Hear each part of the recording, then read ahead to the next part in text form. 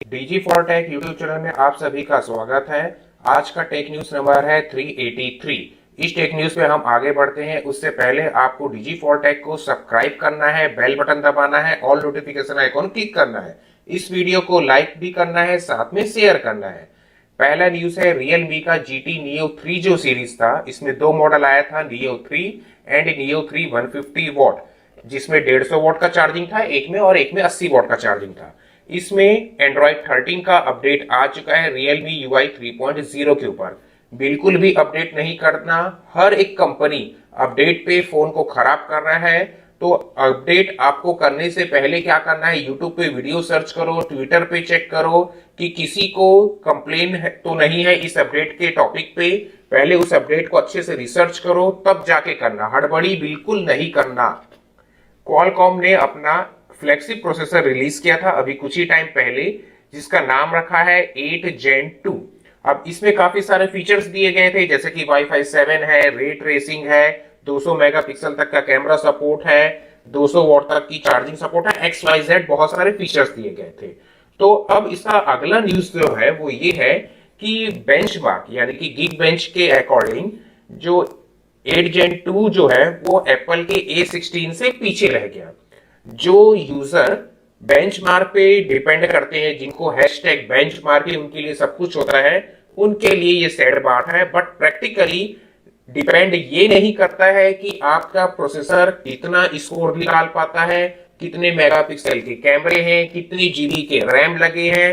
Depend करता है software and hardware के बीच के ऑप्टिमाइजेशंस को, कि किस तरीके से उससे रिजल्ट आउटपुट निकाल के दिया जाता है। For example Google pixel 6a पे 3 साल पुराना कैमरा सेंसर सोनी का यूज किया गया है, बट आप उससे फोटो खींच के देखिए 2022 पे लॉन्च हुए वन प्लस के फोन है, ओप्पो के फोन है, वीवो के फोन है, काफी सारे मॉडल्स को वो कंपीट कर चुका है।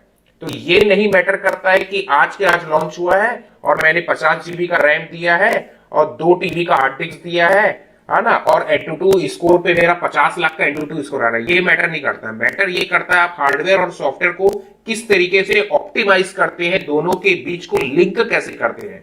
क्लियर हो गई बात? फिर भी स्कोर बता देता हूं, 4709 पॉइंट्स मिला है मल्टी स्कोर पे स्नैपड्रैगन 8 Gen 2 एसओसी को।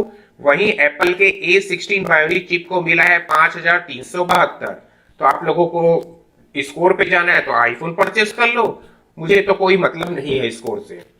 मोटरोला का एज 30 प्रो नाम का एक फोन स्पॉट हो चुका है। इसमें आपको अगेन फ्लैगशिप फोन ही है ये, 8 Gen 2 एसओसी के साथ मिलेगा। डुअल सिम रहेगा, उसमें से एक फिजिकल सिम हो सकता है और एक ई सिम रहने वाला है। 165 हर्ट्ज का रिफ्रेश रेट मिलेगा, ओलेड डिस्प्ले मिलेगा आपको इस पे, और 125 वॉट की फास्ट चार्जिंग मिलेगी बॉक्स पे। तो मोटरोला इन दिनों काफी अच्छा काम कर रहा है, क्योंकि वो कमबैक करने की कोशिश कर रहा है। मोटरोला का एज 30 अल्ट्रा 2022 का बेस्ट फोन है टॉप नॉच सेगमेंट पे, और काफी अच्छी परफॉर्मेंस और स्टॉक एंड्रॉइड ऑपरेटिंग सिस्टम के साथ रिलीज करके दे रहा है। तो ये एक प्लस पॉइंट है। ओप्पो का रेनो 9 प्रो प्लस का भी स्पेक्स सामने आ चुका है। इसमें लास्ट ईयर वाला प्रोसेसर आपको मिलेगा, यानी कि बोला जाए इसी साल का यार, क्योंकि 8 Gen 2 एसओसी जो लॉन्च हुआ है वो उसका आपको प्रोडक्ट तो अगले साल ही मिलने वाला है 2023 पे, तो इसी साल का फ्लैगशिप समझ लो। 8 Gen प्लस Gen 1 वाला जो है, इसमें 80 वॉट का चार्जिंग है, ये वाला प्रोसेसर मिलेगा। 6.7 इंच का full HD plus OLED display है, 120 हर्ट्ज रिफ्रेश रेट के साथ। तो ओप्पो का ये रेनो सीरीज जो है, ये इंडियन मार्केट के लिए रेनो ही टॉप सीरीज होता है, इससे बड़ा सीरीज इंडियन मार्केट पे नहीं आता है। अब कैमरे की बात करते हैं तो 50 मेगापिक्सल का मेन कैमरा रहेगा, और सीरीज है यानी कि इस पे आपको ओप्पो रेनो 9 भी मिलेगा, 9 प्रो मिलेगा, 9 प्रो प्लस मिलेगा। तो तीनों मॉडल मिलेगा, और ओप्पो ही रियलमी है, ओप्पो ही वन प्लस है, ये तीनों ही ब्रांड आपस में रीब्रांड रीडिजाइन करके सेम फोन को, सेम मॉडल को है कॉस्मेटिक चेंज कर करके आपके पास रिलीज करेंगे। यानी कि एक ही प्रोडक्ट आपको 8 से 10 बार देखने को मिलेगा, क्योंकि एक ही सीरीज में एक ही ब्रांड 3 मॉडल बना देता है, और इनके पास खुद ही 3 से 4 ब्रांड आ चुके हैं, है ना। तो आपको सेम सेम ही फोन मिलने वाले हैं। आगे बढ़ते हैं। माइक्रोन नाम की जो कंपनी है, ये बेसिकली चिप मैन्युफैक्चरिंग कंपनी है जो स्टोरेज रिगार्डिंग चिप बनाती है, ठीक है। इसमें इन्होंने कहा है कि हम अपनी प्रोडक्शन को कट डाउन करने वाले हैं नेक्स्ट ईयर, क्योंकि हमारा काफी सारा सामान पड़ा हुआ है, बिक नहीं रहा है। तो इस वजह से इनके कंपनी का जो मार्केट शेयर है वो 5.8% ड्रॉप हुआ है, और इस पे इनको लॉस हुआ है $59.44 का लॉस हुआ है, जो कि इंडियन रुपीस पे कन्वर्ट किया जाए तो 4,900 करोड़ होता है ना। ठीक है, तो इतना इनको लॉस हुआ है। तो ये वाला चीज को रिकवरी करने के लिए इन्होंने कहा मोबाइल डिवीजन का जो स्टोरेज डिपार्टमेंट है उसमें इन्होंने मैन्युफैक्चरिंग कट डाउन किया है। लेनोवो का एक फ्लैगशिप सीरीज का टैबलेट आने वाला है। फ्लैगशिप इसलिए मैं बोल रहा हूं क्योंकि मीडियाटेक का डायमेंसिटी 9000 एसओसी यूज किया जाएगा, इसमें 8 GB का रैम रहेगा। काफी अच्छी बात है, बट टैबलेट पे यार फ्रैंकली अगर डायमेंसिटी 9000 लगा रहा है और 8 GB का रैम दे रहा है ना, सब कुछ अगर फीचर्स देगा तो इस टैबलेट की प्राइस लगभग है ना 25 to 30 के रेंज में आएगी। तो ये मैं किसी भी यूजर को रिकमेंडेड नहीं करता हूं कि आप एक फ्लैगशिप टैबलेट पे जाए। टैबलेट केवल पढ़ाई पर्पस लो बजट के लिए यूज किया जाना चाहिए। अगर 25-30 हजार तक आप जा ही रहे तो एक प्रॉपर विंडोज सेटअप वाला एक लैपटॉप लें, जिसे आप आज तो जिस हार्डवेयर पे ले रहे हैं वो तो रहेगा ही रहेगा, फ्यूचर पे आप उस पे रैम अपग्रेड कर सकते हैं, एसएसडी अपग्रेड कर सकते हैं, फॉर्मेट करके आज विंडोज 11 चल रहा है, आज के 2 साल बाद विंडोज 12 13 जो भी आएगा आप उसे यूज कर पाएंगे। बट एंड्रॉइड पे अगर आप 30,000 का एक टैबलेट ही ले आए पोर्टेबिलिटी के लिए तो कोई सेंस नहीं बनता, बट चॉइस आपकी है। पेटीएम पे जो इनका पेरेंट कंपनी है जिसका नाम 197 है, इन्होंने लॉस गेन किया है जो कि 50 बिलियन का है लगभग, और इस पे 4,800 करोड़ का लॉस इनको देखने को मिला है। बहुत अच्छी बात है, मैं तो बहुत खुश हूं क्योंकि मुझे पेटीएम से सख्त नफरत है। पेटीएम से जैसे कचरा और बेकार यूपीआई ऐप कोई नहीं है। मेरा खुद का केवाईसी अभी पेंडिंग पड़ा हुआ है, 1.5 महीना हो चुका है, मैंने कंप्लेन रेज कर दिया, री कंप्लेन हो चुका है, ट्वीट हो चुका है, बट कोई एक पैसे का एक्शन नहीं ले रहा है पेटीएम को। इतना थर्ड क्लास कंपनी है, बंदी हो जाना चाहिए। मैं यूपीआई के लिए यूज करता हूं केवल और केवल अमेजोन पे यूपीआई। ना मुझे फोन पे पसंद है, मैंने चला लिया, फोन पे चला लिया, पेटीएम चला लिया, गूगल पे चला लिया है, भीम यूपीआई चला लिया, XYZ मोबीक्विक चला लिया, सब कुछ चला लिया, सभी एप्स कचरा है। टोटल अमेजोन पे यूपीआई ही सी बेस्ट है और वही आपको कैशबैक देगा, और केवाईसी का कोई लफड़ाबाजी भी नहीं है। आगे बढ़ते हैं। वन प्लस का 11 सीरीज जाहिर सी बात है आएगा। इसमें आपको 2K डिस्प्ले मिलेगा, 5000 mAh बैटरी मिलेगा और 100 वॉट की चार्जिंग मिलेगी। देखो कंपनी लोग जबरदस्ती का फीचर्स तो निकालते हैं, बट आपको क्या बोलेंगे पता है, 2K डिस्प्ले तो मैं दे दिया हूं यार, लेकिन फोन के जब आप अनबॉक्स करोगे ना, आपको फुल HD प्लस वाला सेटिंग ना बाय डिफॉल्ट सेलेक्ट होके आएगा। और उसके बाद इनका जो खुद का डेडिकेटेड ऐप होता है जो बैटरी सेविंग को डिटेक्ट करता है, वो ये बोलता है आपका बैटरी बैकअप अच्छा मिलेगा, आप 2K को डाउनग्रेड करके रखो, है ना, फुल HD पे चलाओ। उसी तरीके से अगर आपको हम 165 वॉट का रिफ्रेश रेट दे रहे हैं तो आप 60 रिफ्रेश रेट पे चलाओ, 90 रिफ्रेश रेट पे। अरे बेवकूफ लोगो, जब तुमको बैटरी बैकअप बचाने के लिए 60 रिफ्रेश रेट 90 रिफ्रेश रेट पे फुल एचडी पे ही चलवाना है तो देते काहे को ये फीचर? पैसा लूटने के लिए देते हैं इन लोग, केवल आपसे पैसा लूटने के लिए दे रहे हैं, है ना। कोई भी आप फोन का ऐप उठा के देख लो, बैटरी बैकअप के लिए बचाने के लिए वो यही सजेस्ट करेगा कि आप 60 हर्ट्ज कर लो या फुल एचडी कर लो, डाउनग्रेड कर लो। अरे जब डाउनग्रेड ही कर रहे हो तो तुमने ये स्पेसिफिकेशन दिया ही क्यों है? देखने के लिए, है ना। चलिए 100 वॉट का चार्जिंग मिल जाएगा आपको, 16 GB तक का रैम मिल जाएगा, उसको देख के खुश होते रहना। 16 GB तो ना पबजी डिमांड करता है ना कॉल ऑफ ड्यूटी डिमांड करता है, कोई भी ऐप डिमांड नहीं करता है 16 GB का रैम। और आपको 150 ऐप इंस्टॉल करके पूरे के पूरे 150 ऐप को बैकग्राउंड पे रन तो करवाना नहीं है। तो फालतू के ये जो 16 GB का रैम इन लोग देते हैं ना, केवल पैसा लूटो इस चीज के लिए देते हैं। इसमें इस पूरे फोन में बस एक ही चीज मुझे ढंग का लगा है कि आपको इसमें मिलेगा UFS 4.0 का स्टोरेज मिलेगा। अभी तक आप देखते आ रहे थे UFS 3.2, तो एक ये चीज बस इंप्रूव किया गया है जो मुझे अच्छा लगा है। अब देखते हैं बाकी सब चीज तो फालतू। और वैसे भी वन प्लस का मेरा इंटरेस्ट खत्म हो चुका है, जब से ये कंपनी बिक के ओप्पो बन चुका है तब से ये ब्रांड का मेरा क्रेज ही खत्म हो चुका है। चाहिए कुछ भी लॉन्च करे, मुझे तो इस कंपनी से कोई इंटरेस्ट ही नहीं है। आगे बढ़ते हैं। वन प्लस का वर्ल्ड 2 प्रो भी आ रहा है, वो भी आपको मिलने वाला है।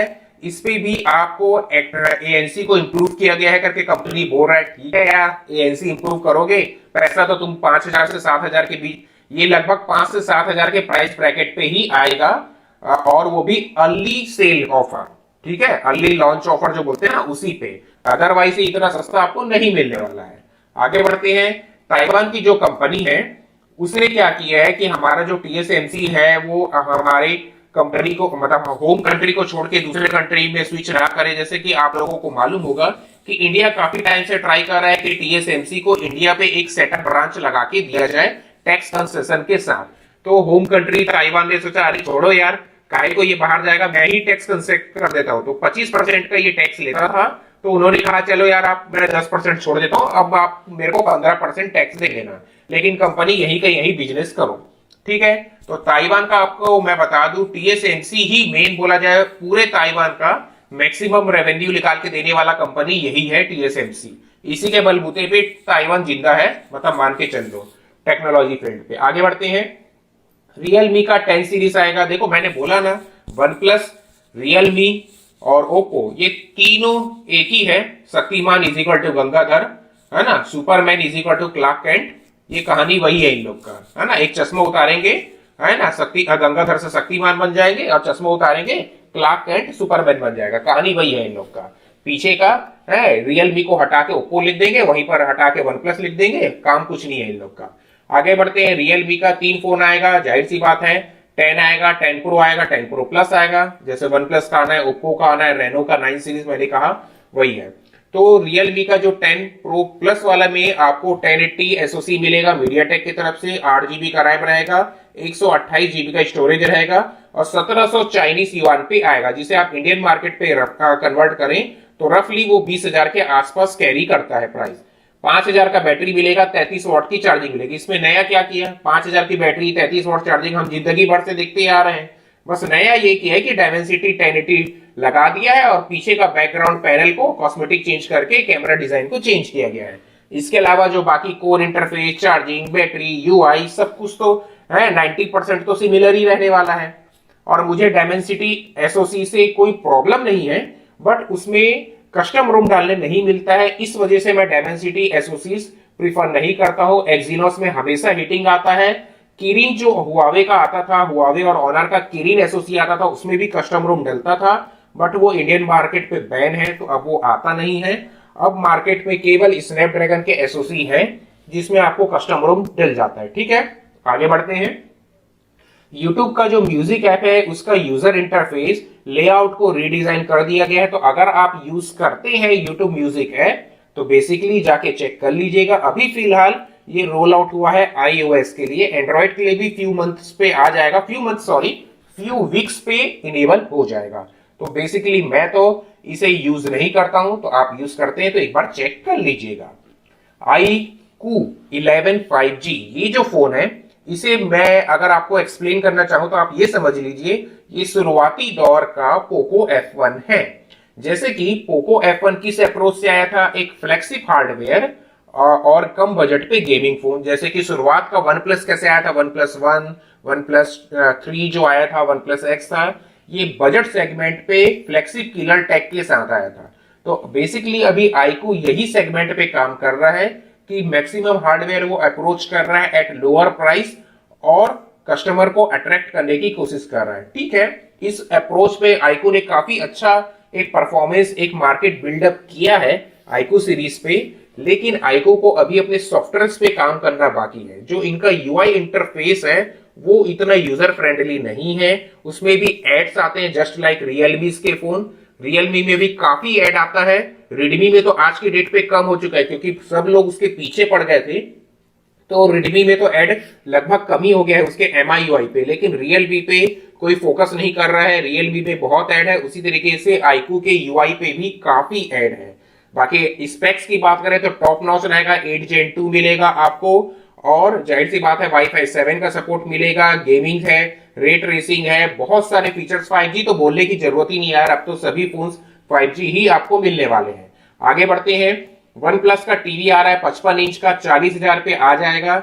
ओवर प्राइस्ड होते हैं वन प्लस के टीवी, कुछ खास लेने लायक नहीं है। टीवी पे अगर आपको सजेस्ट मैं करूं, इंडियन ब्रांड के अगर आप शौकीन हैं, मेड इन इंडिया चाहते हैं और हैशटैग ट्रू इंडियन है, तो आपके लिए व्यू का जो फोन आता है वो आप ले लें, मतलब व्यू का टीवी ले लें, वो ज्यादा मच बेटर डील आपको देके जाएगा। ठीक है, और चाइनीज टीवी पे तो फर्स्ट सजेशन आपको एमआई का रहेगा, क्योंकि एमआई का जो पैच वॉल है वो काफी अच्छे यूजर इंटरफेस और काफी फ्री चैनल्स कैरी करके आता है, तो काफी अच्छा है, यूजर फ्रेंडली यूजर इंटरफेस है सीनियर सिटीजन्स के लिए भी। और बजट सेगमेंट पे आपके पास एक ही चॉइस बचता है, वो है आई फॉल्कन का टीवी।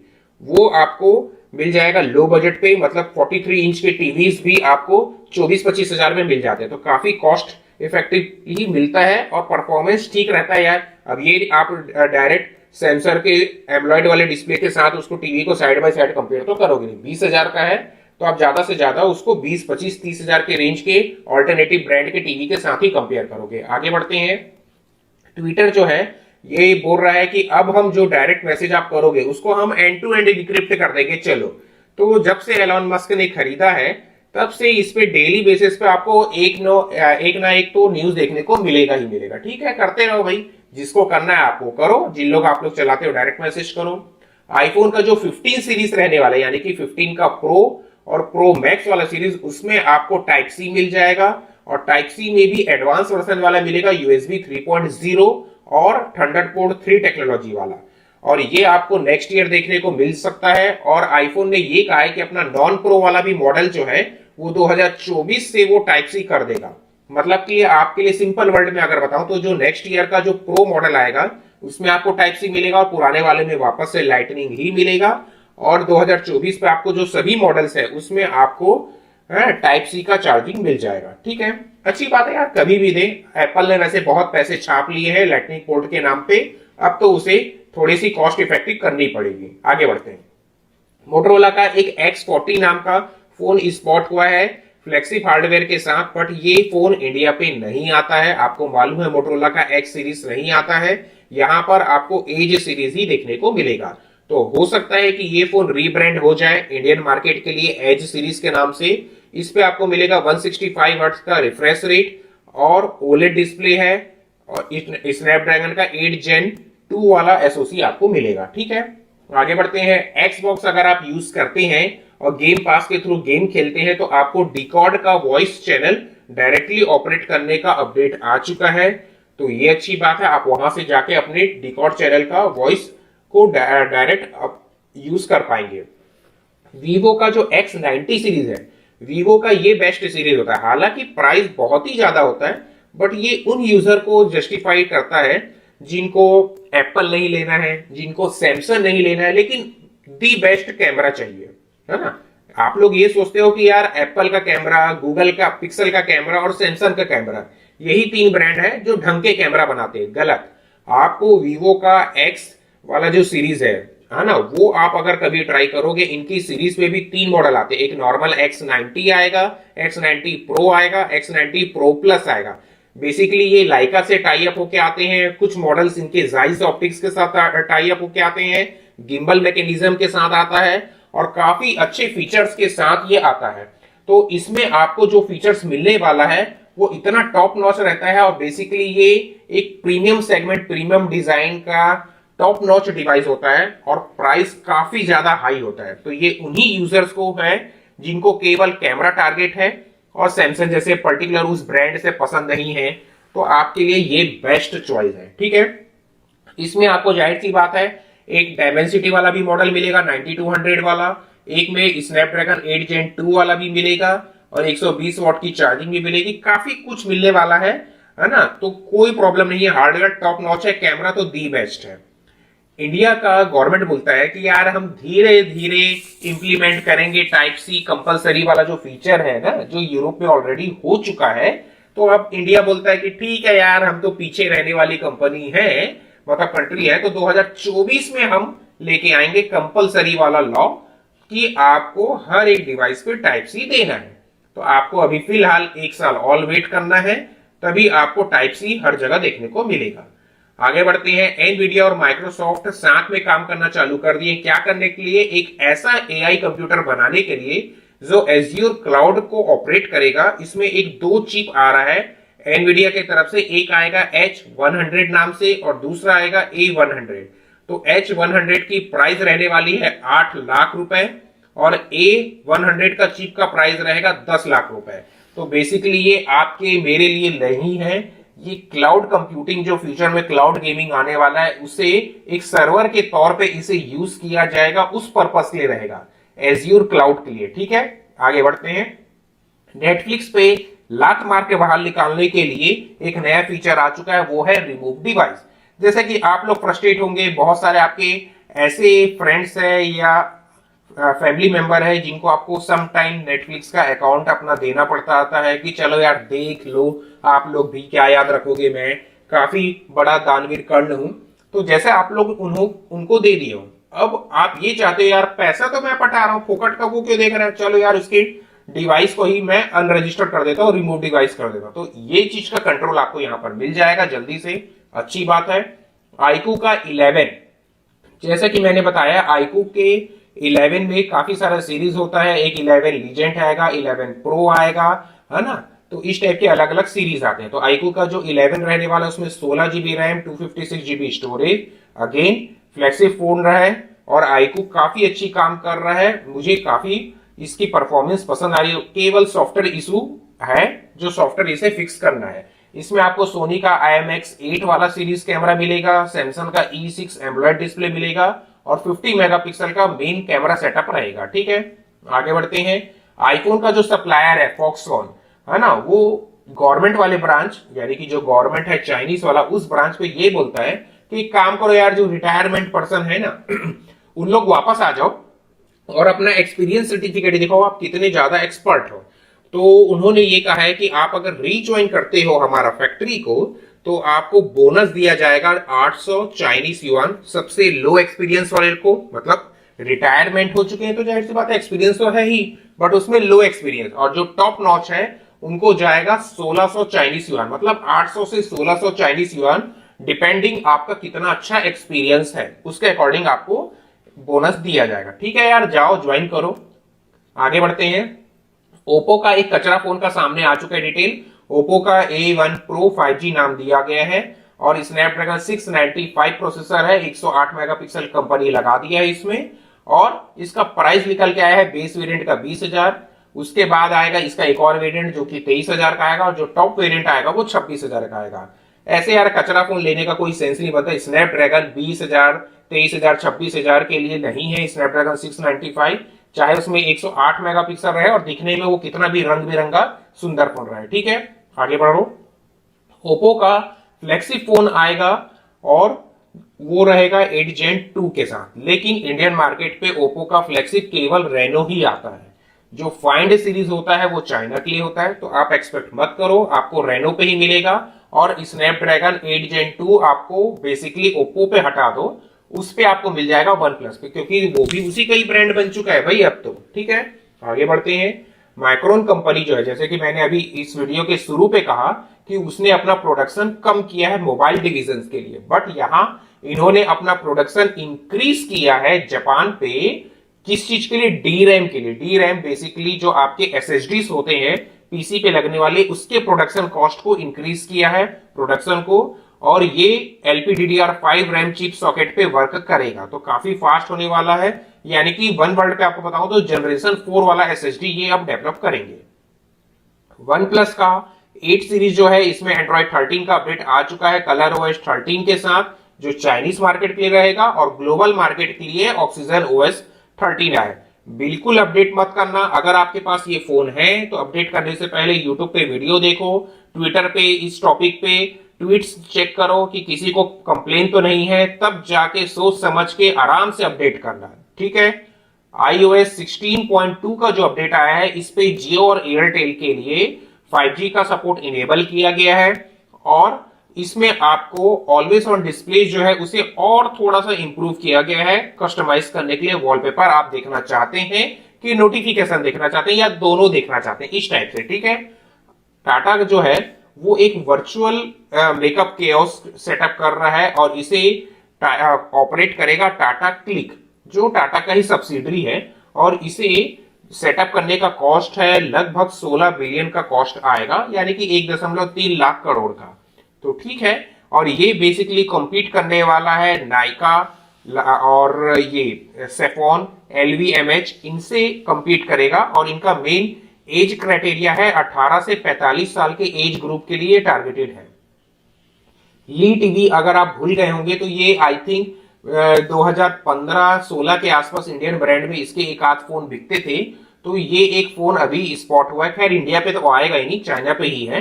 लेकिन ये अच्छी बात है यार कि प्राइस काफी अच्छा है। 5,700 रुपए का ये फोन है। अगर इंडियन प्राइस पे आपको बताऊं तो 4 GB का रैम मिलेगा, 64 GB स्टोरेज और बेसिक सही कैमरा सेंसर रहने वाला है। सेल्फी 5 मेगापिक्सल, रियर पे आपको 8 मेगापिक्सल और वीजे कैमरा और HD प्लस स्क्रीन है। तो देखो 5-6 हजार पे आपको 4 GB 64 GB मिल जाएगा, यही काफी है एक बेसिक यूजर्स के लिए। लुक इसका आईफोन से चोरी किया गया है। आगे बढ़ते हैं। Samsung Galaxy tab S8 series पे भी एंड्रॉइड 13 का अपडेट आ चुका है। बिल्कुल अपडेट नहीं करना। अगेन मैं बता रहा हूं, यूट्यूब चेक करो। यूट्यूबर्स लोग, बहुत सारे लोग अपडेट नया आता है तो उसके लिए अपडेट करना है नहीं करना इस टाइप का वीडियो बना देते हैं। ट्वीट पे चेक करो, ट्विटर पे, तभी जाके अपडेट करना, अदरवाइज प्रॉब्लम आएगा और वो फिक्स नहीं होगा। ठीक है।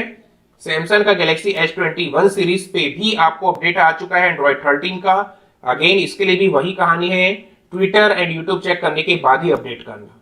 ओप्पो का भी अपडेट आया है जियो 5G सपोर्ट्स के लिए, इसका भी सेम कहानी है। ट्विटर यूट्यूब चेक करके ही अपडेट करो, हड़बड़ी मत करो, डिवाइस खराब हो जाएगा। सैमसंग गैलेक्सी A54 का 5G वाला एक फोन लॉन्च होने वाला है, उसका कुछ लीक आप देख लो। बेजल्स, इतने मोटे मोटे बेजल्स दिए गए हैं यार। और सैमसंग का A सीरीज हो, M सीरीज हो, टोटल कचरा रहता है। सैमसंग ब्रांड का केवल आपको 2 ही सीरीज लेने लायक होता है, एक तो S सीरीज और अभी जो रिसेंटली चल रहा है फोल्ड एंड फ्लिप सीरीज। ठीक है। इसके अलावा नीचे के कोई भी सीरीज के कोई भी फोन है, सभी सो कॉल्ड कचरा, पैथेटिक, थर्ड क्लास, है ना, एक्ट 2 वाले लेवल के फोन बनाते हैं ये सब ब्रांड। आगे बढ़ते हैं। इसमें आपको एक्सिनोस का थर्ड क्लास लेवल का 5G प्रोसेसर मिल जाएगा। थकेला वाला 25 वॉट का चार्जिंग मिल जाएगा। ठीक है। 6.4 इंच का स्क्रीन रहने वाला है। आगे बढ़ते हैं। आईकू का Neo 7S, Neo 7SE, ये एक पावरफुल फोन है बजट सेगमेंट पे। जैसे कि मैंने बताया, आईकू का जो लीजेंड सीरीज होता है, नंबर सीरीज होता है, उस पे एक नियो सीरीज जो आता है, ये एक बजट सेगमेंट के यूजर्स को टारगेटेड करके दिया जाता है जिनको गेम खेलना है। तो इसमें आपको 8+ Gen 1 मिलेगा, 120 वॉट की फास्ट चार्जिंग मिलेगी, काफी अच्छी बात है। और सॉफ्टवेयर तो सिमिलर सेम ही रहने वाला है, तो कोई बात नहीं है। आगे बढ़ते हैं। Xiaomi का 13 जो है फ्लैगशिप सीरीज का जो कैमरा फोन है, वो लाइका के साथ टाई अप होके आ चुका है। 8 Gen 2 SoC है, 12 GB का रैम है, 6.7 इंच का डिस्प्ले है और पंच होल वाला डिजाइन वाला सेल्फी कैमरा है। BIS सर्टिफिकेशन पे स्पॉट हो चुका है। अगेन इसमें भी आपको 2K वाला डिस्प्ले मिल जाएगा।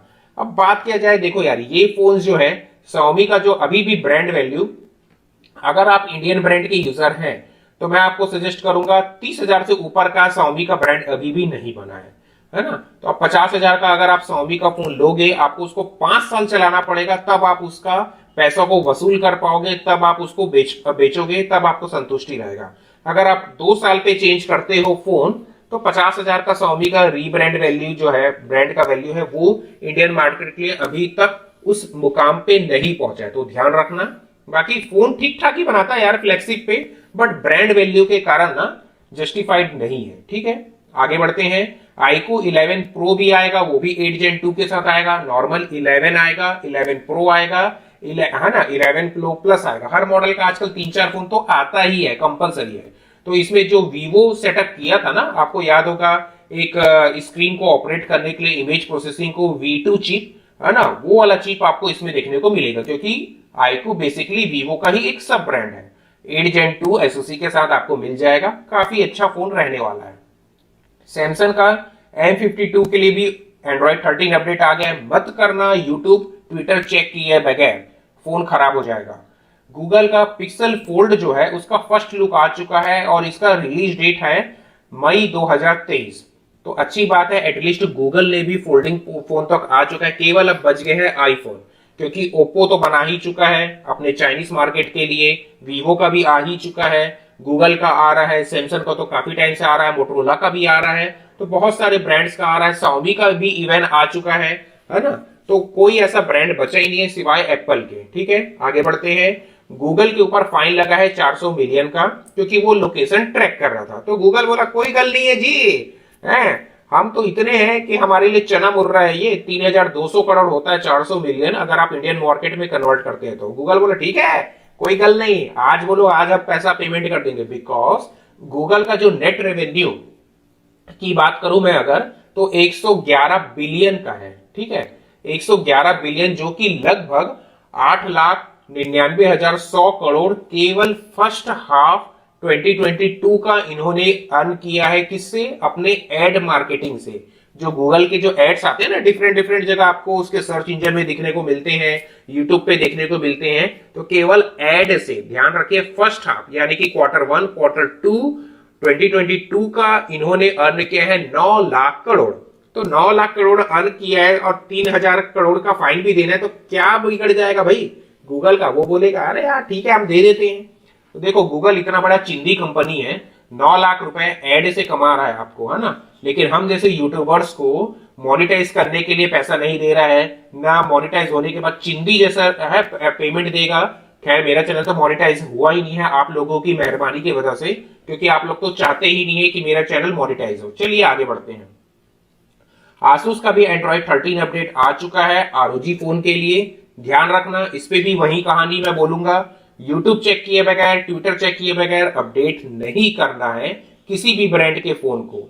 आगे बढ़ते हैं। रेडमी का K60 स्पॉट हो चुका है। बेसिकली ये इंडियन मार्केट पे रीनेम होके आएगा पोको ब्रांडिंग के अंदर, क्योंकि आपको मालूम है जो रेडमी का K सीरीज है, किलर सीरीज K20 प्रो वही लास्ट था, उसके बाद से और फोन इंडिया पे नहीं आया।